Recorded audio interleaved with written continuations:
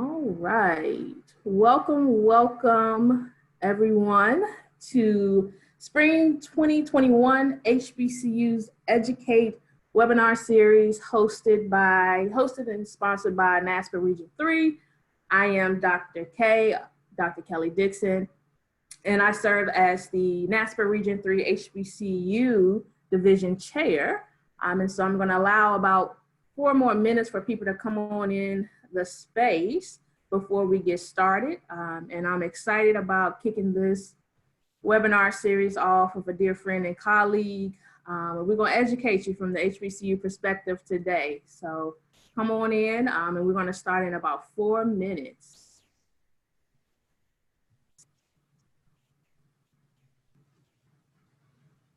And as a reminder, feel free to use the Q&A section within the platform to write any questions and or comments if you want to provide those.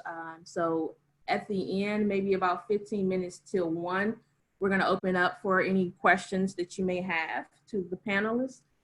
And then we're going to engage with you in those questions. And so we look forward to a great conversation. So once again, I am Dr. K, and welcome to the HBCUs Educate webinar series hosted and sponsored by NASPA Region 3.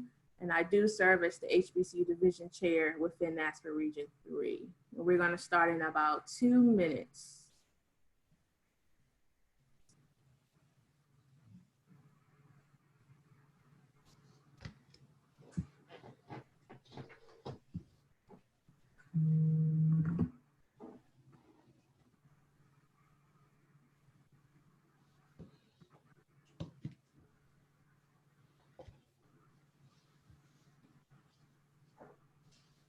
All right, we see people coming in. Give you about 1 more minute to come in, and we're gonna go ahead and get started. This is being recorded, just so that you're aware.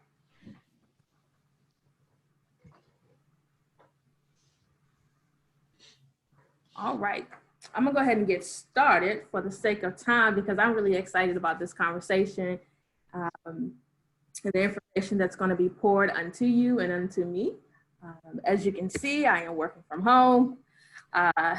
We're still in the midst of a pandemic, but there's work still to be done. So for the 3rd time, because 3 is my favorite number, and we're just gonna make it work. I am Dr. K, and I serve as the HBCU Division Chair for NASPA Region 3. And last fall, I started the HBCU webinar series, where I brought to you all different discussions and topics, but from an HBCU perspective. And so once again, I am back in the spring with new panelists, new topics, but the framework is still the same, HBCUs. And so we framed it as HBCUs Educate. And today, being that it's Black History Month, it's only right that we have a conversation and teach you some things about HBCUs and Black history. So once again, just want to give honor to all the historically Black colleges and universities in the world, and honoring the foundation and the legacy that started in 1837 in Pennsylvania, where Cheney University was founded. All right, so let's get to the good stuff. I am excited to have my friend, a colleague, someone I call a big brother, Dr. RWYN Woodson, with us today, who is the managing partner for Woodson and Associates, executive director of the Woodson Fund, and owner of RWYN Apparel. As a highly sought out consultant, his primary areas of specialty are fundraising, marketing, institutional effectiveness and strategic planning, leadership training, and enrollment management. Mr. Woodson came to higher education after years of work in the nonprofit sector as a fundraiser and administrator. His research centers around historically Black colleges and universities, Black male student success, and leadership. He continues to provide consulting services to higher education institutions, nonprofit organizations, and corporations. Mr. Woodson received his undergraduate education at the prestigious Morehouse College in Atlanta, Georgia, which culminated in a Bachelor of Arts degree in music, voice, performance, and choral conducting, He has done graduate study in voice performance at New England Conservatory and graduate study in choral conducting at the University of South Florida. We're gonna talk about that. But let me keep going. Woodson earned a Master of Music degree in choral conducting at Georgia State University with Deanna Joseph and the Artists Diploma in orchestral conducting with Michael Palmer. His Ph.D. in higher education leadership research focuses on the impact of financial aid on the persistence of Black males at HBCUs.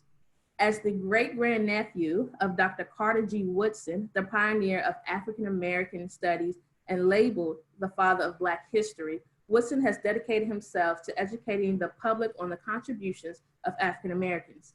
He is also a national spokesperson for educational access for underrepresented populations.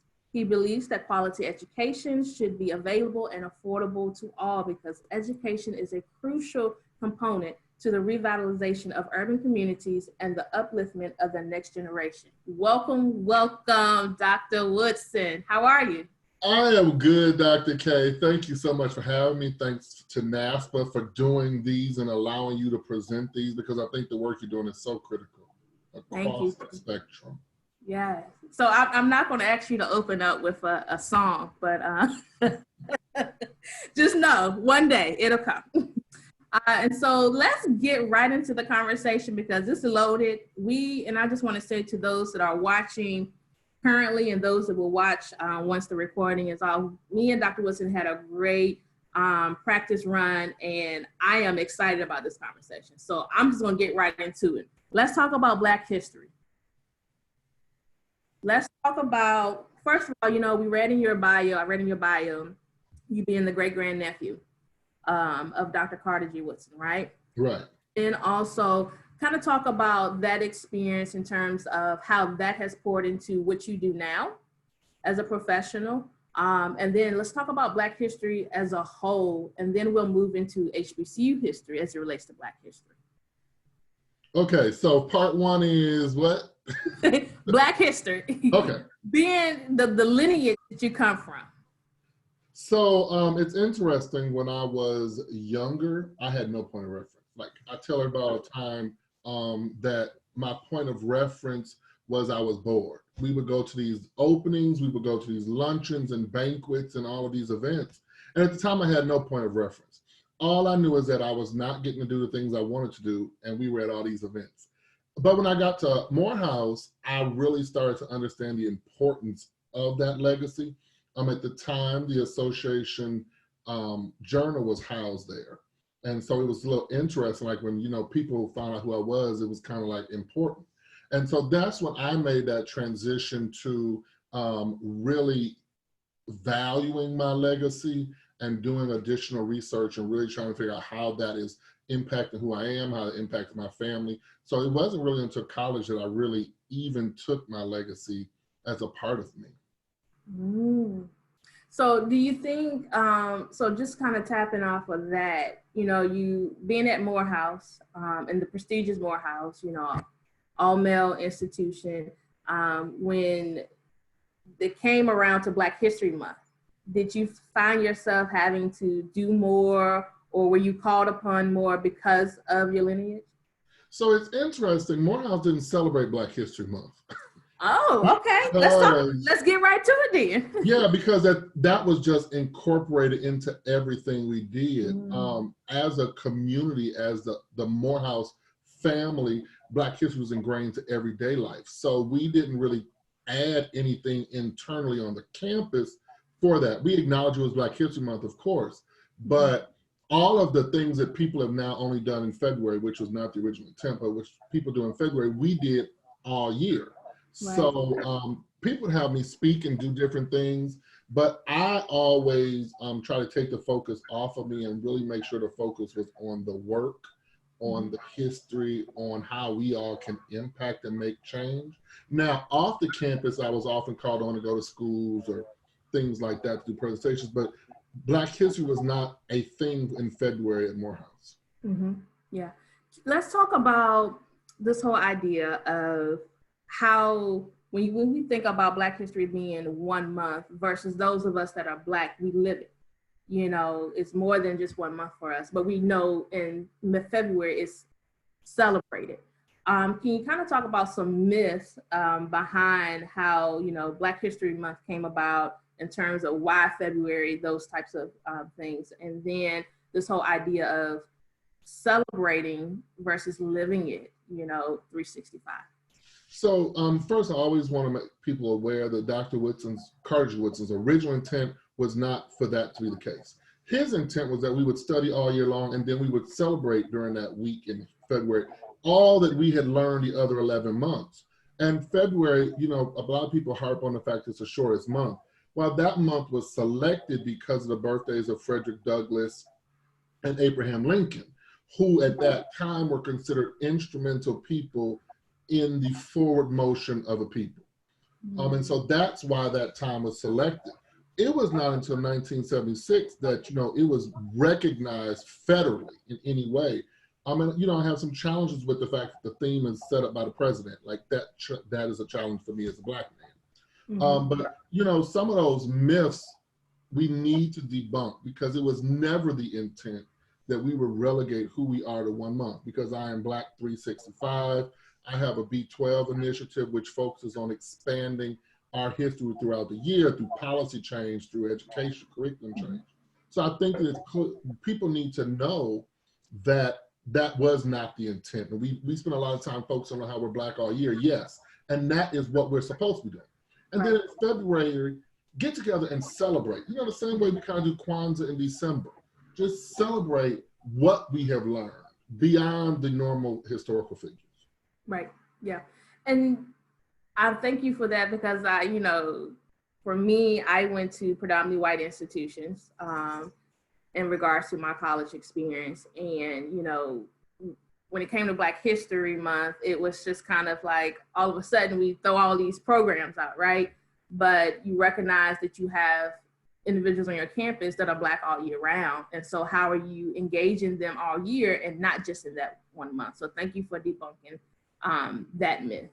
Now let's talk about the connection of Black history and HBCU history.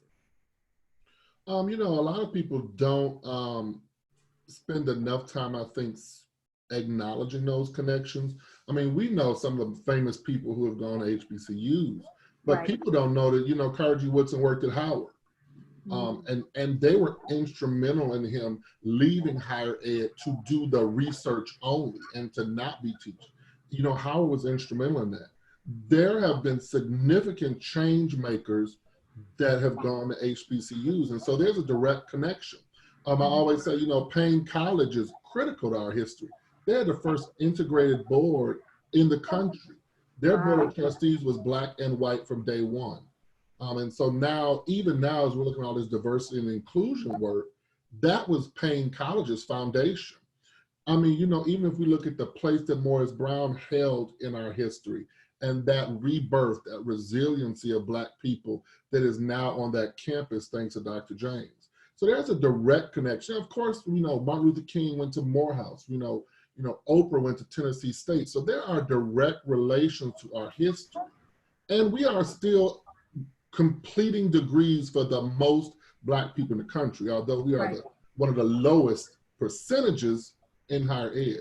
So there's a direct connection between our Black history, which also is proliferated on our campuses, because, you know, if we look for 1960, that was not something that was allowed most places. So we had our HBCUs and we had our churches in which we could celebrate who we were as a people. So HBCUs have posed a critical part in our history. Yeah, and I always think about, and when I do presentations around HBCUs, I always bring up the fact that, you know, Cheney being established in 1837, right? But it wasn't until 1965 that HBCUs were recognized as a place of higher learning, like from 1837 to 1965. And majority of those institutions are still standing today. So you talk about the sustainability. Can you talk about, let's talk about what, in regards to HBCU history, in connection to what we see in the news about HBCU, right? And that narrative that is being written.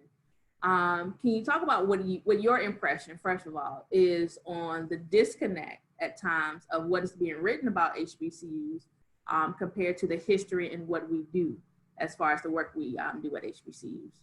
Well, I've always had an issue with the narrative.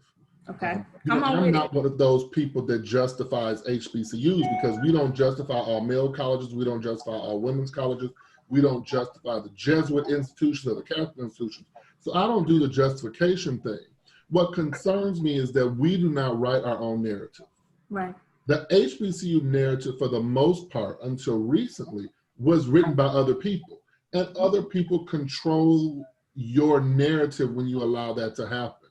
Mm-hmm. Some of the top scholars who we look at across the field in terms of when we say HBCU scholars are not Black. And so, when any external force is writing your narrative, they're going to write what they want. So it concerns me that when HBCUs are doing great things, it's very rarely in the news. But anytime there's a financial challenge or, an individual has done something inappropriate, it makes the news. But they're not talking about how Edward Waters College just started a brand new online degree program.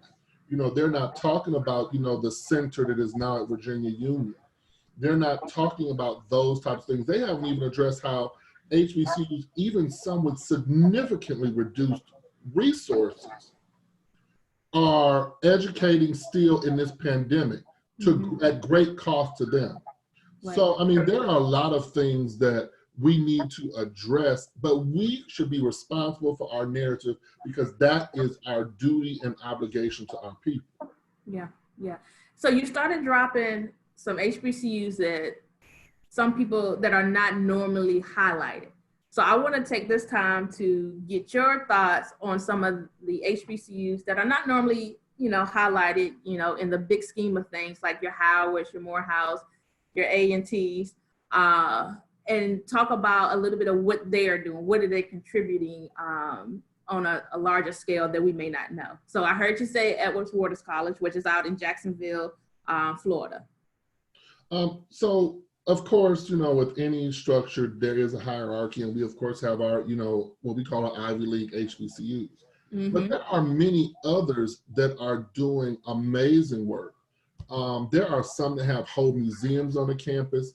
We don't really talk about Fisk much anymore, but Fisk was a center of Black classical music at the onset of the country with the Fisk Jubilee Singers, which is still an organization that is active and performs to this day. We're talking, over 100 years. Right. There are other schools doing amazing things. We have HBCUs that are doing research and, aerospace engineering. I just was reading an article yesterday that I think is Delaware State has an aerospace program. They have airplanes on the campus, and I had no clue. But, part of what I do is learn about the schools people don't talk about. Right. There are a couple of HBCUs that actually now have cannabis programs on the country, where they're not just growing it or anything, but they're doing that research to see how that can be used as a medical device.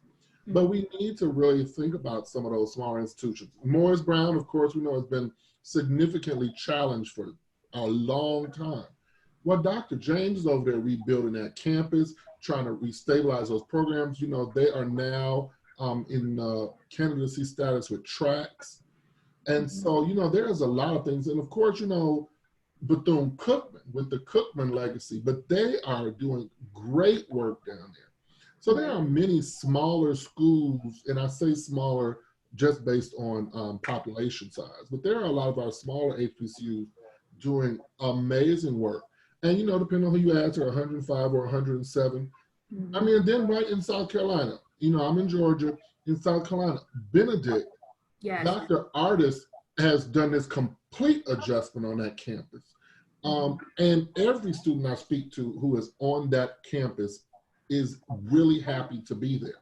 And she does not mind doing some challenging things that will sustain and grow her school. And I think that's where we are at this point. We have to really look at who's doing different things. And I'm proud of the smaller institutions because, like I said before, they have limited budgets, but a lot of them are even making adjustments right now in their academic program offerings to be more competitive in the greater market. Right. You're dropping some gems. Before the pandemic, I was on this HBCU tour. The last institution that I visited was Tennessee State, and I was supposed to visit Fisk, but during that time, it was a tornado that happened, and so I wasn't able to visit. But just being on the campus of Tennessee State for the first time, honoring, the history of the institution, the founders of the institution, and just knowing that once again, going back to 1837 being the first, and it wasn't until 1965 that you recognize us, and just soaking all of that in, it was just so impactful. And I plan to, once outside opens back up fully, or whatever that looks like, to continue on that journey, because what you're talking about is really critical, not only to just Black history, but HBCU history and education in general. And so as people that are watching this, I always tell people, there's a HBCU near you, especially if you're in the Southeast United States, visit, get to know the history that's on there, get to know some of the people that are there. How can you make some of those connections, not only just with staff, but with the students too? And don't let people continue this inappropriate rumor that you can't get a good education at HBCU, or that they don't have your program. With the number of schools we have, we can more than likely find your program, and we graduate success stories. Right. Yeah.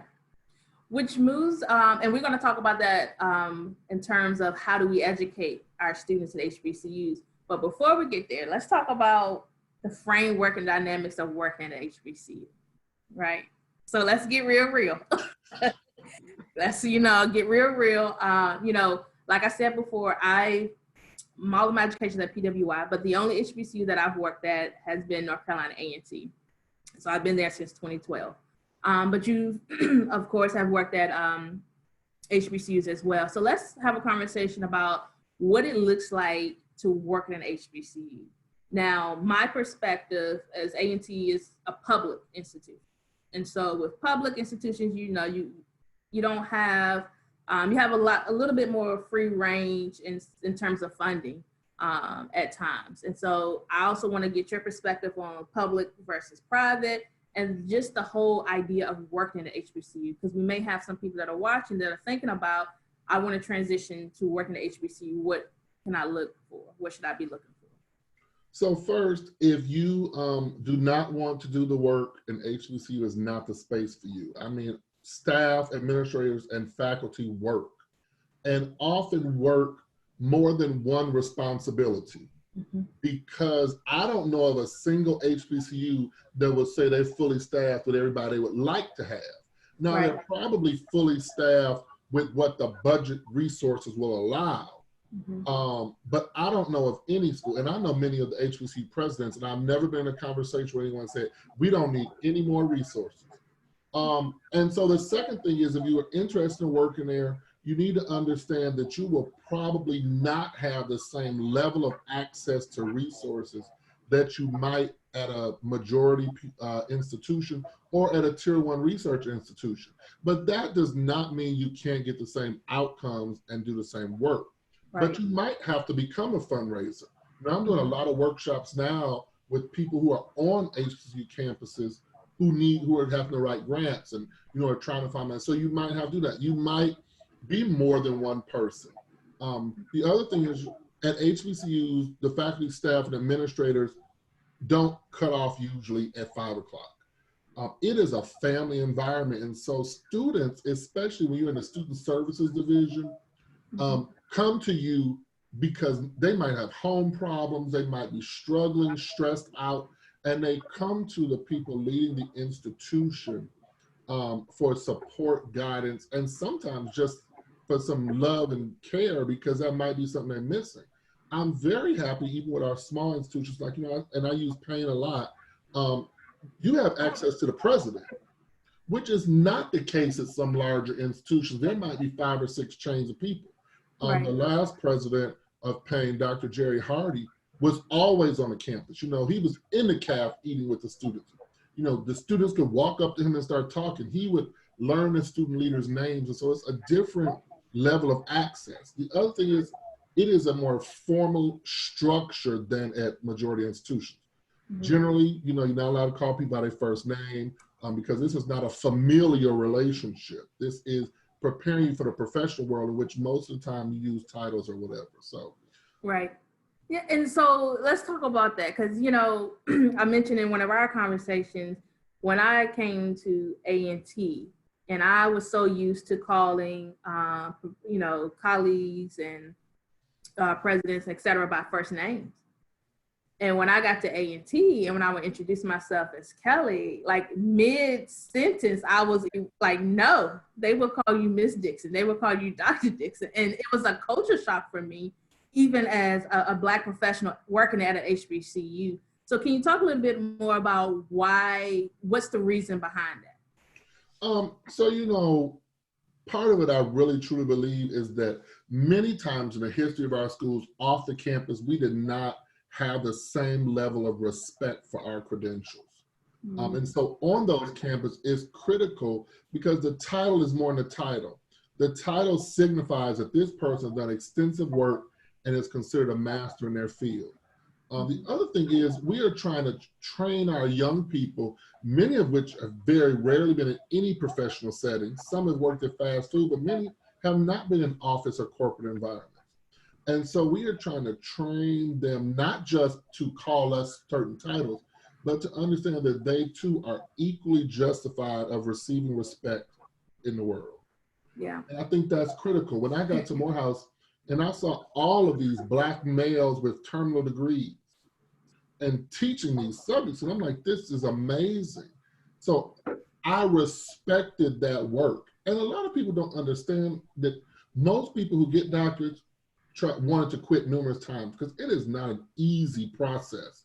Right. And so I think we need to make sure we respect people. Students from Payne, and I left there over a year ago, still call me Dean. So it is just a level of mutual respect. And I always refer my students with a title and their last names so that they understand I think you are valued as well in who you are. Right. Can you kind of give what would probably be like your top 3 tips for those looking to either continue to work at HBCUs or transition to become an HBCU professional as it relates to the framework and dynamics? What are some tips that you would recommend, whether it's, relational in terms of getting to know certain people on campuses, et cetera? What are some 3 tips that you would give? So the first would be develop a plan for balance. We have a tendency to work just in general. And on HBCU campuses, there's a lot of work. But you have to have balance or you will burn out. And you have to have balance because the work will be there if you take the weekend off. Yes. And sometimes we're on such tight deadlines and all of that, that we feel we can't take a break. And I'm a workaholic. And so I learned very quickly in my professional career about balance. So that'll be number 1. Number 2, figure out your colleagues and figure out who you can go to who will genuinely assist you with no ulterior motive. And some people might say yes with the best of intentions, but they just cannot assist. They might be overworked, whatever. But figure out your team. You are on a campus, you are not in it alone, although sometimes you may feel you're in your silo. There's generally a team. And then I think the third thing would be we need to really be student-centered. And we use those terms a lot, but I don't think sometimes as administrators or staff, we understand that student-centered means that the students come first. Right. Not that they're always right, but that their outcomes, their career preparation, their life skills training comes first at the institution. And I think that, if you're going to work there, if you are working there, keep that a focus and don't get weary. If you are tired, take some time. Yeah. I think that's, especially given what's going on now with, the pandemic, that balance, that self-care. And I always tell people, I can't do but so much for everyone and then have nothing to do for myself, right? Don't feel guilty if you need a break. Right. But because we're preaching it to students, but we tend to not always take what we're preaching to students, which leads me into, so you talked about student-centered. And, you know, that's a buzzword.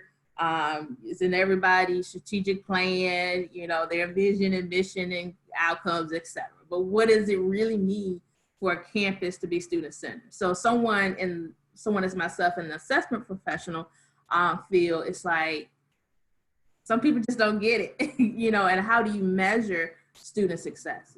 And understanding that student success means something different for every student, right? And so when we put it into the context of working at the HBCU and educating our students, you know, one of the things, I think you hit on this early on, that some students tend to face at our institution, especially those that identify as Black, is they get their degree and then they end up working in an environment where they're the only one. And at times that can feel like, oh, well, maybe I'm not supposed to be here. So what we would call imposter syndrome. So can you kind of talk about, first, let's have this conversation about how we, HBCUs, educate our students, especially as it relates to, you know, the Black history that's in our HBCUs, the HBCU history, all of that being, because you mentioned in Morehouse, you know, it was all the time. It was 365 in terms of the Black history. So can you kind of talk about how we utilize our history to educate our students? Well, I believe in a holistic education approach, and everyone does not share my theory, and that's fine. You know, we can agree to disagree. But part of the reason I believe that we should promote HBCUs and really encourage them across the spectrum is because of the holistic education. You can come in broken, downtrodden, beaten, and bashed, and many of our students do come that way for a variety of reasons. If you commit, and I know this is going to sound cliche, but if you commit to the process, you will be better for it. Right. Most of the people working at HBCUs are not there for the money. They are there because they really care about the students, but we need to listen.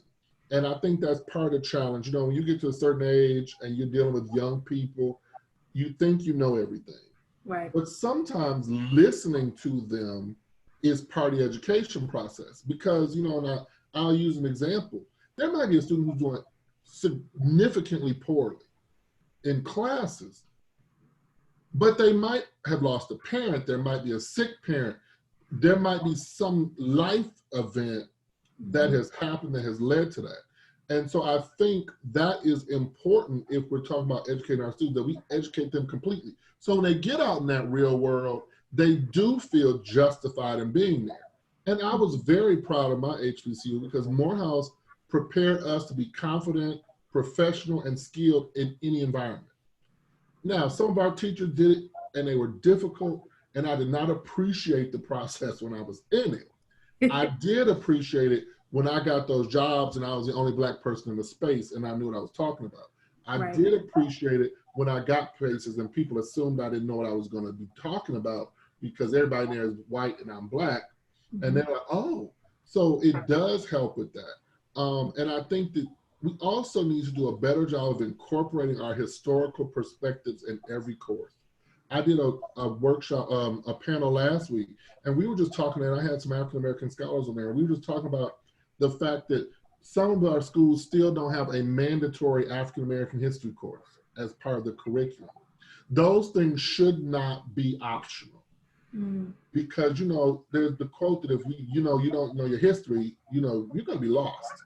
Right. And that connection to our past, you know, we brush over slavery, but the strength that was built during that period is really what keeps our culture going, especially when we look now at the Black Lives Matter movement with the people being shot down the street. If you really look at it, a lot of these situations will be returning us to 1960. Wow. But we're in a different place. And this next generation, as some of these shirts say, they're not their grandparents. But we need to educate them in a way where they can be militant in the streets and militant in the boardroom, where they can be just as confident in a Black Lives Matter march as going and speaking to Congress like some of our HBCU presidents have done the last couple of years. And so I think we might not be doing enough in terms of experiential, non-theoretical education that we could be doing. We do a great job of teaching the theory, but we need to really get them hands-on. So if they want to be a teacher, that the student teaching is not in the best school.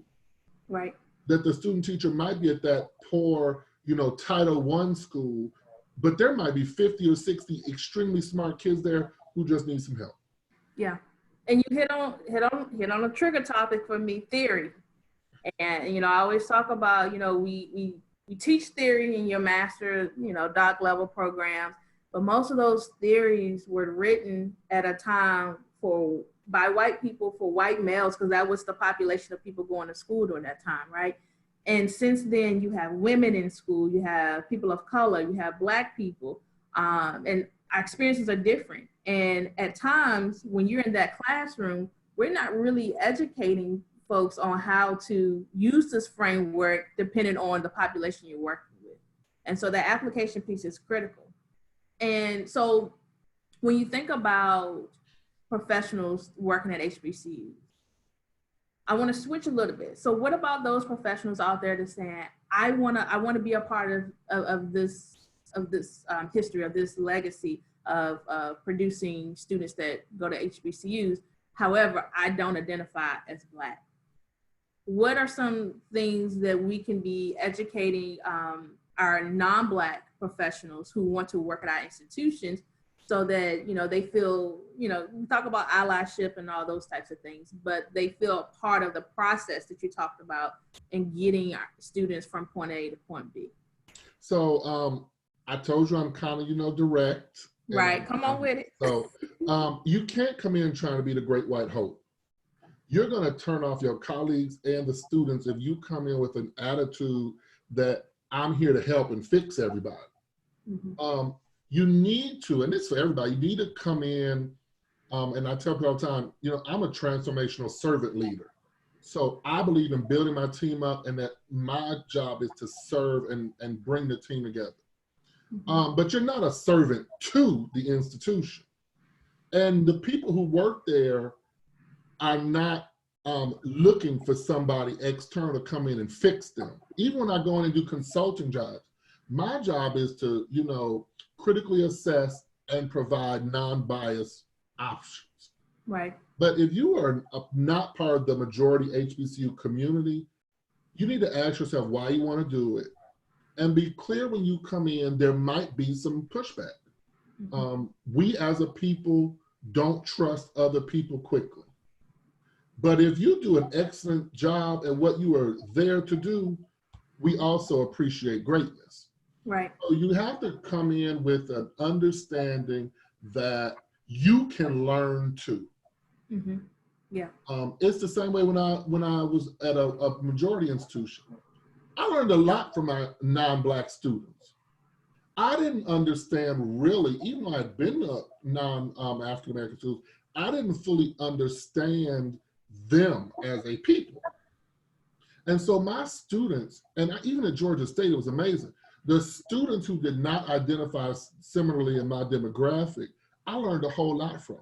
I learned how some of them had overcome addiction and were still functioning. I learned how, in some cultures, drug use and alcohol use are extremely prominent.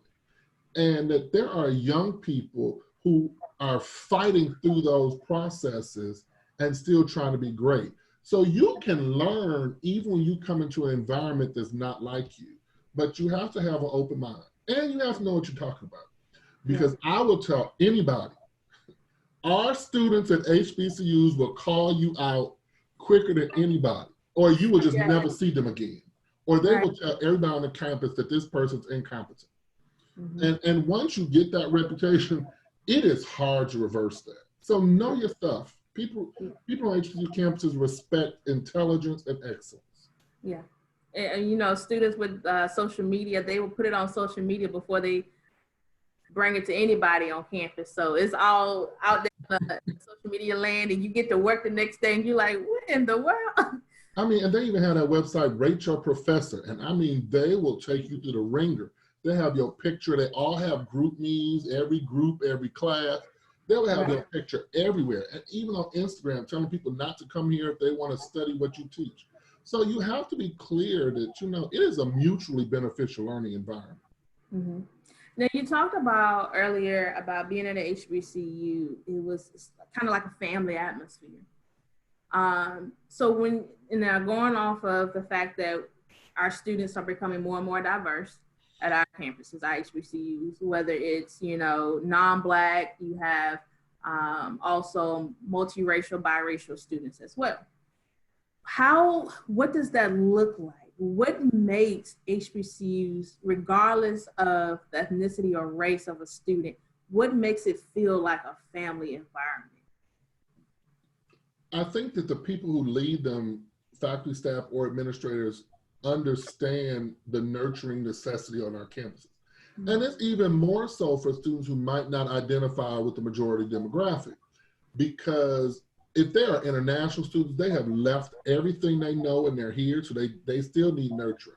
One of my closest students when I was at Payne was a Caucasian basketball player, you know, always up in my office. But they need nurturing too, and probably even more so because it's the same as when we go to majority institutions and we're like the only one. You feel outcast and all alone. And so I think we understand on our campuses that in many cases, the students we get, especially some of our smaller institutions, don't come with the same level of skill that some other institutions. But the outcome is that we will get them to the same point as anyone who graduates from any institution. So that's going to need more nurturing. I have people that call me Pop. I have students that call me Pop, and I'm like, okay, well, and they still do it. And so we understand that sometimes we feel that parental role because they need it. I was so just shocked at the number of our students who come from foster care or abusive homes or homes they've been, you know, sexually inappropriately treated. So when they get to our campuses, we begin to feel the role of the nurturer. And I think that that's part of the experience. It happened to me at Morehouse. You know, my godfather directed the Glee Club, David Morrow, but my dad died my last year and I had just left and I just went back to my apartment. And he sent for me. Right. And he was like, this is not what we're going to do. Now you cry and do everything you do, and then what are we going to do about it? Because what you're not going to do is be at your apartment crying, miserable, depressed, and then not fulfill this degree, which is why your father sacrificed all the time. And that's part of that parental role, and it really pushes us a lot in a way that we need to go. Yeah. And so as we, you know, as part of this platform is developing, you know, colleagues in general, but more particularly those that work at HBCUs. So I want to give you, you know, a few moments to just kind of highlight how you can offer some of that development to do some of the things that you have discussed in terms of how we educate students, the framework dynamics of a workplace. So just want to give you a brief moment to kind of talk about a little bit more in depth what you offer in terms of professional development for those at HBCUs. So Woodson and Associates, when I left and I decided to step out on my own, we are an educational consulting firm that deals with higher ed, but the majority of our work is with HBCUs or majority institutions that want more support, strategic direction in terms of how to deal with their minority groups. So we deal with strategic planning, enrollment management, fundraising. We even work on student development in terms of leadership, residence life. We have consultants on our staff that help those areas. I tend to focus on strategic planning and fundraising and dealing with Black male student success. Like those are the things I generally work on because, you know, I have 25 years of fundraising experience. And so those areas I work on, but we are really trying to equal the playing field across higher ed so that all students have an opportunity to access and success. And that's really what we do. So, you know, if you go to our website, there's a contact form in there. It comes direct to our staff and we try to respond as quickly as possible. But we really are. And like I said, I have expanded, even as I was saying to you in our pre-call, to those non-HBCUs, because those students on those campuses need support success too. And that might need strategic planning or direction so that we can do that. Right. Awesome. Thank you. And so we're right on time for Q&A. So what questions or thoughts do you have for our panelists? So I'm going to go into the Q&A. and see if I have any questions. If not, start putting those questions in. I'm also going to check the chat function to see what you all have going on. So entertain us with some questions that you may have. I'll give you about a couple of seconds to put those questions in there. It's always funny to me that when we have to do questions, I'm the same way when we go to workshops. I don't have any questions, but then I have them later. But you know, I'm open, I'll answer anything. So. Yeah. Okay. I don't see any comments in the chat. You know, Well, that means we did a great job then. Yeah, right. And I always tell people, like when you go to interviews or any type of space, always have at least 1 or 2 questions, you know, just for the nature of to continue the dialogue so you can begin to make those connections with folks and enlarge your network. So I guess I'm the one that always stay ready, so I don't have to get ready. But I do have one question for you. And, you know, it's up to you how you answer it, if you want to answer it. But when you think about, so you work a lot with strategic planning. And so with me working in assessment, et cetera, and we know that a lot of those things come from the top. So when you think about HBCU leadership, where do you see that going as it relates to, you know, with the changing of times, having more diverse students, with the pandemic, how the pandemic has moved us to being more virtual in those spaces, especially those HBCUs that weren't quite set up in some aspects to move so quickly to virtual. How does leadership impact how we're moving as it relates to HBCUs in your? Well, leadership is critical, and we are seeing a shift right now across the HBCU spectrum in terms of a younger demographic beginning to lead our institutions. Mm-hmm. I think that it's going to be critical as we continue to move because contrary to what people say, there's no going back to how we were. You can't bring these students back and sit them in 2-3 hour lectures and expect them to still be interested in that style of learning. So I think it's going to be critical as we move forward that we really redesign how we look at educating our students. So I'm impressed with some of the changes that some of the younger presidents are making. You know, the president of Hampton just announced that he will be retiring. And so there is a shift. And I think that we're going to really, in terms of strategic planning, look beyond what we have always done. Right. That is not going to make us sustainable, especially when we know the number of students going to college is decreasing across the entire spectrum. And I'm very proud of some of these HBCU presidents, the way that they have adapted so quickly with their cabinets in this pandemic.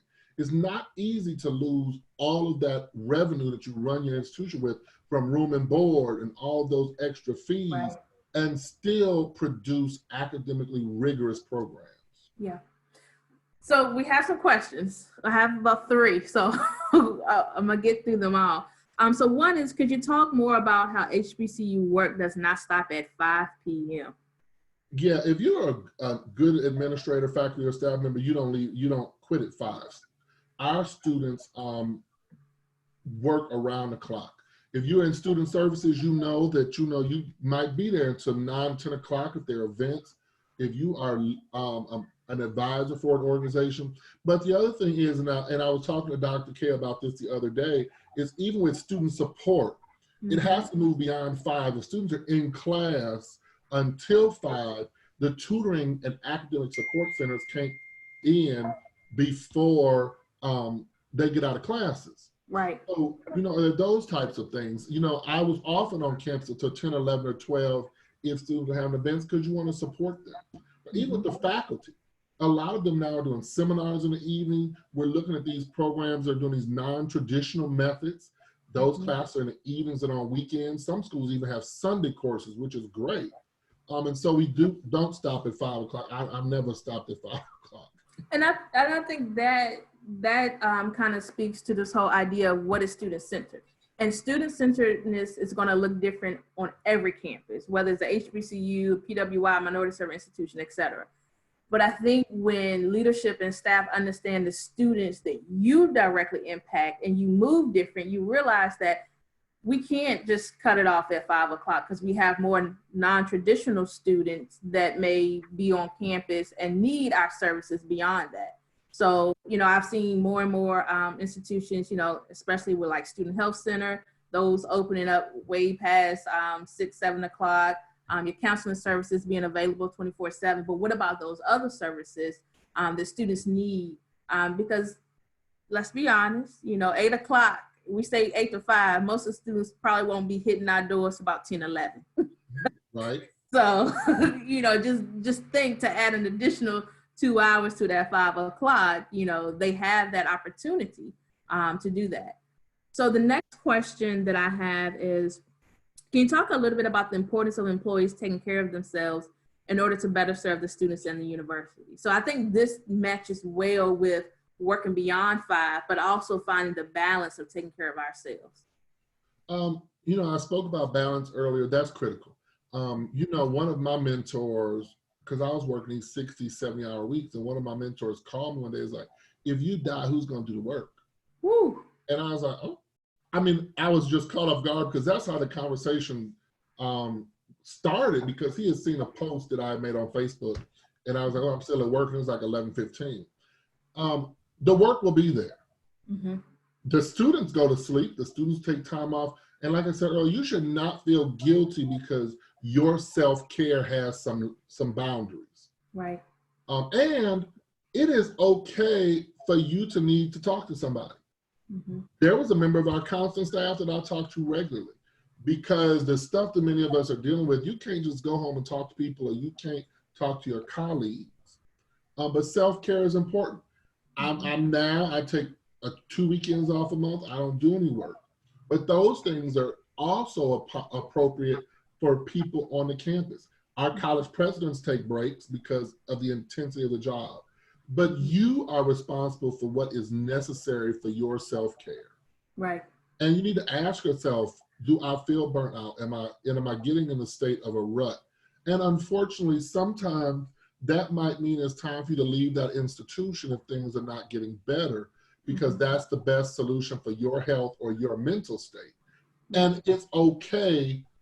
You know, when I got sick in 2009, and I was given a terminal diagnosis and 48 hours to live, a friend of mine who's now deceased, he came and said to me, in the most critical times in your life, it is okay for you to be selfish.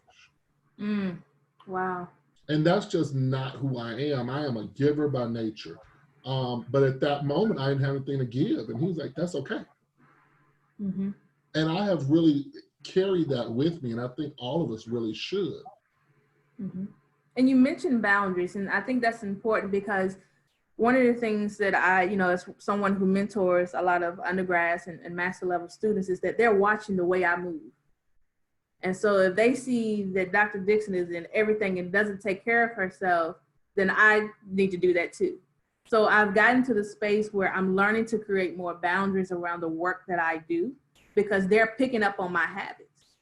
And so majority of our students on the HBCU campuses, we are their first role model. Mm-hmm. So they tend to do exactly what we do, in which, you know, at times we're excited, but then they also do the bad things we do. And so I think creating those boundaries, taking care of self, is important to demonstrate to them, so that when they move on, you know, into their career, they have a role model of what that looks like.